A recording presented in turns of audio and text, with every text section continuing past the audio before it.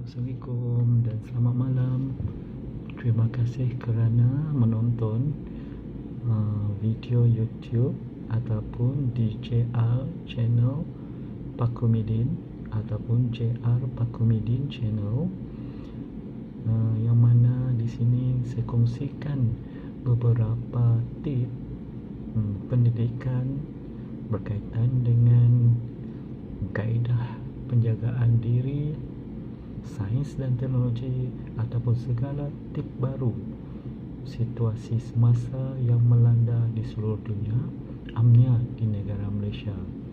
Okey, pada kali ini saya akan rungkaikan secara analisis berkaitan dengan wabak COVID-19 coronavirus yang telah melanda seluruh dunia dan tidak dilupai negara kita sendiri, iaitu Malaysia.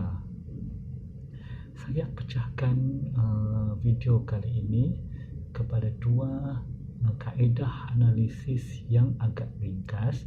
Pertama, tempoh lockdown di negara Malaysia, iaitu negara kita, bermula 18 Mac 2020 hingga berakhirnya 30 Jun 2021, iaitu yang menghampiri 471 hari genap 30 Jun 2021 nanti. Tetapi pada kali ini saya akan kongsikan bermula daripada kes kematian pertama sehingga kes kematian terakhir, iaitu kes kematian yang terakhir pada 27 Jun 2021 bersamaan dengan hari Ahad dengan genap 4,944 orang yang telah meninggal dunia akibat COVID-19 yang melanda negara. Okey. Selain daripada secara keseluruhan kes kematian 4,944 orang, selain itu kita akan pecahkan juga daripada senarai 4,944 orang yang telah meninggal dunia akibat COVID-19, kita akan rungkaikan pecahan mengikut negeri, yang mana akan menunjukkan negeri mana yang tertinggi kes kematian setakat 27 Jun 2021, iaitu hari Ahad, dan kes kematian terendah berakhir 27 Jun 2021 hari Ahad ini. Dan selain itu, negara luar, warga negaranya yang berkhidmat atau bekerja di negara Malaysia, saya akan ringkaskan pada jadual di sebalik analisa mengikut negeri sebentar lagi. Okey, pada hari ini kita akan merujuk kepada analisis yang telah dicoretkan di dalam akhbar, kenyataan akhbar, media sosial dan juga website Kementerian Kesihatan Malaysia ataupun KKM setiap hari pada jam 7 malam akan disiarkan dan juga dilaporkan sebagaimana ianya termaktub di dalam pelaporan kes kematian kenyataan akhbar wabak COVID-19 negara Malaysia. Sekarang kita teruskan kepada pelaporan kes. Okey, sebagaimana yang kita tahu, bermulanya 18 Mac 2020, kes pertama kematian COVID-19 telah berlaku di negeri Sarawak, iaitu pada 17/3/2020. Sarawak telah merekodkan kes kematian pertama yang disebabkan oleh Pastor David Cheng, seorang lelaki berumur 60 tahun, dan ia telah berlarutan dan menyebabkan keberjangkitan tinggi kehadap kluster daripada Pastor David Cheng ini. Okey, selepas kes Sarawak, kematian di negeri Sarawak pada 17/3/2020, negeri kedua yang telah melaporkan kes kematian disebabkan wabak COVID-19 adalah daripada negeri Johor, iaitu Allahyarham Muhammad Yusof, seorang lelaki berumur 34 tahun. 34 tahun yang telah meninggal dunia pada 20 hari bulan 3, dan juga seorang lagi kes kematian pada 20 hari bulan, iaitu dari negeri Sabah, daerah Tawau, Haji Muhammad Bartok, seorang lelaki berumur 58 tahun. Maaf ya tuan-tuan, 58 tahun. Kedua-dua kes kematian ini iaitu berumur 34 tahun seorang lelaki Muhammad Yusof berasal daripada Johor Bahru, manakala kes yang ketiga Haji Muhammad Bartok, lelaki berumur 58 tahun berasal daripada negeri Sabah, daerah Tawau. Kedua-dua kes kematian ini telah diterbitkan di dalam kenyataan akhbar dan disahkan meninggal dunia pada 20/3/2020. Dan untuk makluman semua, kedua-dua lelaki tadi yang meninggal pada 20/3/2020 adalah jemaah tabligh daripada kluster Sri Petaling.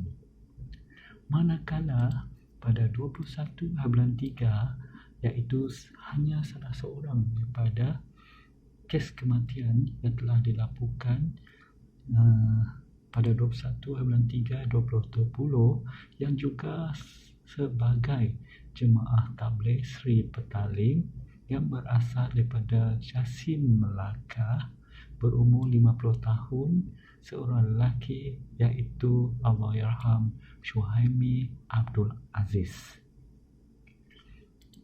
Selepas kes pertama pada 17/3/2020 akibat daripada kenduri kahwin dan juga keputusan yang agak lambat, kematian kelima iaitu Rakayah Rahman, seorang perempuan yang berasal daripada Kuching, Sarawak dan berumur 79 tahun, telah dilaporkan meninggal dunia pada 18/3/2020. Hasil daripada analisis dan juga soal selidik ke atas kematian kes yang kelima, Rakayah Rahman, perempuan berumur 79 tahun berasal daripada Sarawak, adalah disebabkan menghadiri kenduri kahwin.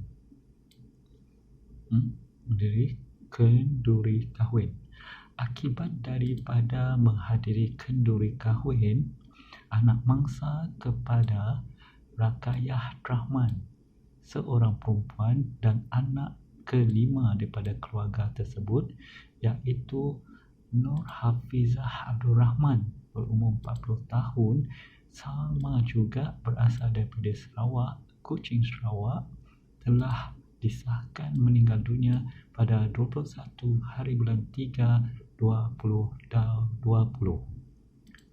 Ini adalah analisa kematian ke-6 yang disebabkan oleh wabak COVID-19.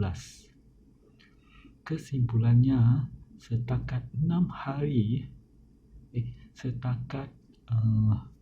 kematian, Sarawak telah menyumbangkan 3 kes, iaitu kes pertama daripada Pastor David Cheng, kedua Puan Rakayah Rahman hasil daripada kenduri kahwin, dan juga Nur Hafizah Abdul Rahman, anak kelima berumur 40 tahun berasal daripada Sarawak.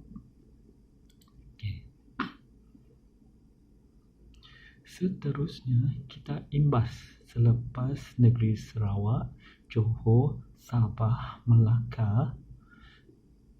Kes ketujuh telah hadir di negeri ataupun wilayah Persekutuan Kuala Lumpur akibat balik daripada Vietnam dan disekan meninggal dunia pada 21 hari bulan 3 2020.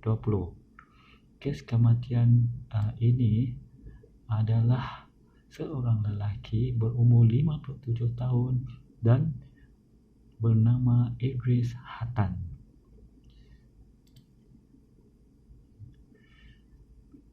Secara rungkainya, kisah ini dapat dibuat analisis statistik menunjukkan ramai di antara kematian ataupun kes kematian berpunca daripada serangan pandemik, sama ada hasil daripada balik daripada luar negara, kluster sedia ada di dalam negara, menghidap penyakit kronik dan kontak rapat kepada pesakit, dan akhir sekali adalah disebabkan telah dijangkiti kuman atau virus coronavirus dan lambat diisytiharkan atau mengambil tindakan cepat ke pusat kesihatan ataupun klinik hospital berdekatan. Kita lihat peningkatan daripada kes setiap hari menjumbang kepada lebih 50 orang kes kematian, dan setakat ini kes telah menjangkau hampir 5,000 orang, iaitu 4,944 kes kematian setakat 27 Jun 2021. Sebelum ini kita dikejutkan dengan kes kluster akibat daripada pilihan raya negeri Sabah, iaitu penyumbang peningkatan kes terbesar negara dan juga kes kematian terbesar tertinggi negara. Namun selepas kes daripada negeri Sabah akibat dari tidak kepatuhan kepada SOP COVID-19, tiada penjarakan sosial, penggunaan mask dan juga pembapis kuman, maka kes di negeri Sabah telah meningkat sehingga awal tahun 2021. Hampir 1,000 kes kematian telah dilaporkan pada tahun penghujung 2020. Namun akibat daripada ketidakpatuhan arahan undang-undang bagi mencegah wabak COVID-19 daripada berleluasa disebarkan, maka seterusnya daripada angka bawah 1,000 menyebabkan negara Malaysia telah sebelum ini dipuja-puja di antara negara yang berjaya mengawal kes COVID-19. Namun hakikatnya pada tahun 2021 negara telah berjaya menjumbang angka menghampiri 5,000 orang setakat 27 Jun 2021 bersamaan hari Ahad.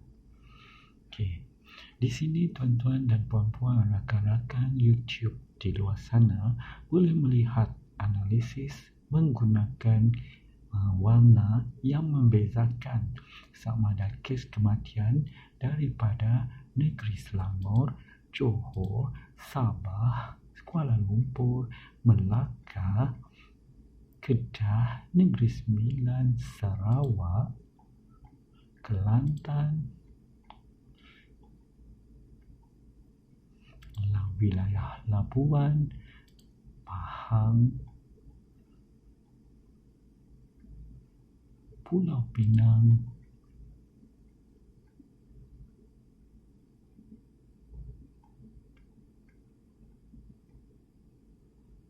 Kedah,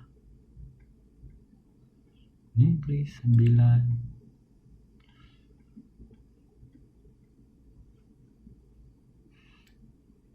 dan di antara selain itu juga kita dapat lihat negeri-negeri yang telah menyumbang kes kematian seterusnya adalah daripada Terengganu, Perlis dan juga negara-negara luar yang penduduknya berkhidmat ataupun bekerja di negeri kita ataupun negara kita. Okey.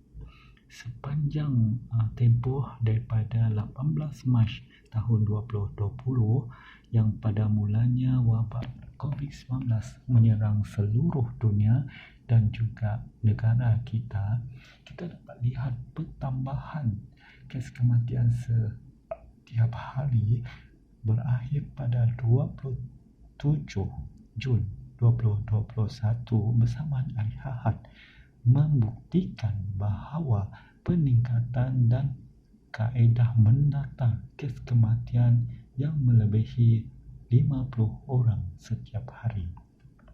Okey. Di sini akan dirungkaikan petunjuk kes COVID-19 dalam tempoh video yang amat pendek ini dan dilaporkan analisa ini melalui kenyataan akhbar kita negara Malaysia dan juga website Kementerian Kesihatan Malaysia. Sebelum itu, jangan lupa untuk like, share dan juga subscribe channel JR Pakomedin Channel. Okay, jangan lupa untuk mendapatkan segala ilmu pengetahuan, rujukan serta artikel serta video yang boleh membantu dalam pekerjaan harian kita semua. Jangan lupa untuk like, share dan juga subscribe channel JR Pakomedin Channel. Okay. Pertama, petunjuk kes yang boleh saya kongsikan setakat 27 Jun 2021 hari Ahad, negeri Selangor telah mencapai bilangan kes 1484 kes kematian, diikuti oleh negeri Sabah dengan kes kematian 528 orang, yang kedua tertinggi setakat ini. Berbanding dengan negeri Johor yang menduduki tangga ketiga dengan kes kematian 523 orang setakat ini, yang mana hanya 5 kes kematian membezakan negeri Johor dan negeri Sabah. Di kedudukan keempat iaitu wilayah Persekutuan Kuala Lumpur dengan 7 perbezaan kes kematian berbanding negeri Johor. Kuala Lumpur telah mencatatkan 516 kes kematian berbanding negeri Sarawak di kedudukan kelima, iaitu dalam ranking pencapaian hadiah, Sarawak mendapat sagu hati dengan kes kematian setakat 27 Jun 2021 bersamaan hari Ahad dengan kes kematian 400 orang. Diikuti oleh negeri Sembilan dengan 338 orang. Seterusnya negeri Kelantan 208 orang, negeri Kedah 202 orang, Melaka 132 orang, Perak dijarakan hanya 1 kes kematian dengan Melaka iaitu 131 orang, Pulau Pinang dengan kes 120 orang, manakala wilayah Persekutuan Labuan 111 orang, Negeri Pahang 98 orang, Terengganu 77 orang, dan seterusnya. Negeri Perlis iaitu negeri yang terkecil sekali dengan 8 kes kematian. Selain itu, bagi rakyat bukan daripada negara Malaysia, iaitu warga asing yang berkhidmat di negeri ataupun negara kita, dengan kes rakyat Filipina 2 kes kematian, Pakistan 1 kes, Myanmar 1 kes, India 1 kes, dan Indonesia 1 kes. Jumlah keseluruhan kes kematian akibat wabak COVID-19 iaitu coronavirus yang telah melanda negara dan menyumbangkan kes hampir 5,000 kes kematian setakat 27 Jun 2021 bersama hari Ahad adalah 4,944 kes kematian setakat ini. Oleh yang demikian, hasil daripada rungkaian petunjuk kes COVID-19, analisa semasa yang telah dilaporkan di dalam kenyataan akhbar setiap hari, maka diharap ilmu ataupun data yang sedia ada di dalam channel JR Pakomedin, channel ini boleh memberikan manfaat kepada kita semua. Oleh yang demikian, jangan lupa untuk like, share dan juga subscribe video daripada JR Pakomedin channel ini, sehingga kita berjumpa lagi pada analisa yang akan datang. Jangan lupa untuk like, share dan juga subscribe JR Pakomedin channel. Bye, take care, kita jaga kita.